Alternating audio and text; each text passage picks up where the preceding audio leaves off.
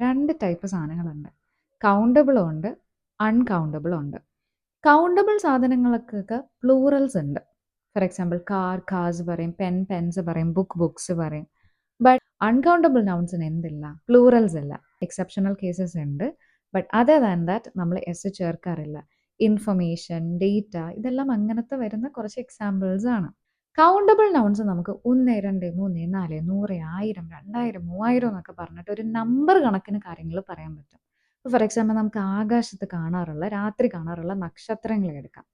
Stars നിങ്ങൾ ആകാശത്തേക്ക് നോക്കിയിട്ട് അതേ ഒരു സ്റ്റാർ നിൽക്കുന്നു, അല്ലെങ്കിൽ ഇത് 10 സ്റ്റാർസ് നിൽക്കുന്നു, അല്ലെങ്കിൽ ഒരു 1000 സ്റ്റാർസ് നിൽക്കുന്നു എന്നായിരിക്കത്തില്ല നിങ്ങൾ പറയുന്നത്. എന്ന് വെച്ചാൽ നിങ്ങൾ അവിടെ ഒരു നമ്പർ യൂസ് ചെയ്തിട്ടാണ് അവിടെ നിങ്ങൾ സ്റ്റാർ പറഞ്ഞിട്ടുള്ളത്. So that becomes A countable. എല്ലാവർക്കും വരുന്നൊരു തെറ്റിദ്ധാരണ എന്താണെന്നറിയോ? നമുക്ക് കൗണ്ട് ചെയ്ത് തീർക്കാൻ പറ്റുന്നത് മാത്രമേ കൗണ്ടബിളിൽ വരുള്ളൂ എന്നാണ്. തെറ്റാത്. കൗണ്ട് ചെയ്ത് തീർക്കണമെന്ന് യാതൊരു നിർബന്ധമില്ല. But if you are able to count 1, 2, 3, 4 എന്ന് പറഞ്ഞിട്ട് കൗണ്ട് ചെയ്യാൻ പറ്റുന്നുണ്ടെങ്കിൽ ഡെഫിനറ്റ്ലി അത് കൗണ്ടബിൾ ആണ്, കൗണ്ടബിൾ നൗൺ ആണ്.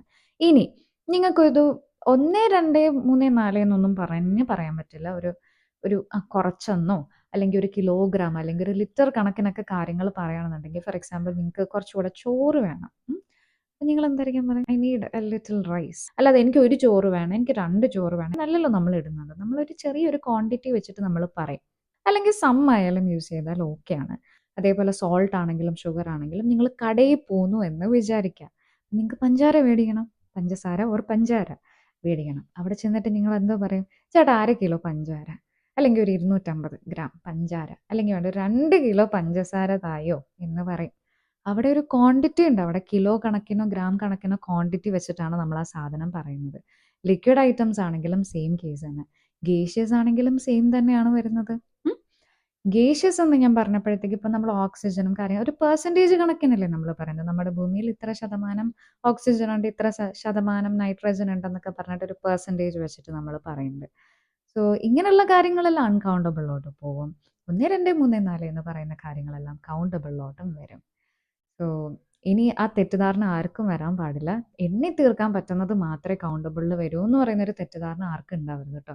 എണ്ണി തീർക്കണം എന്ന് യാതൊരു നിർബന്ധവും ഇല്ല. If you are able to count it, ഒരു നമ്പേഴ്സ് യൂസ് ചെയ്ത് നിങ്ങളെ കൊണ്ട് അത് എണ്ണി എണ്ണി പറയാൻ പറ്റുന്നുണ്ടെങ്കിൽ, അങ്ങനെയാണെങ്കിൽ ഞാനൊരു ക്വസ്റ്റ്യൻ ചോദിച്ചിട്ട് ഈ വീഡിയോ വൈൻഡ് അപ്പ് ചെയ്യാം. മണി, പൈസ എന്ന് പറയുന്നത് is it countable or uncountable?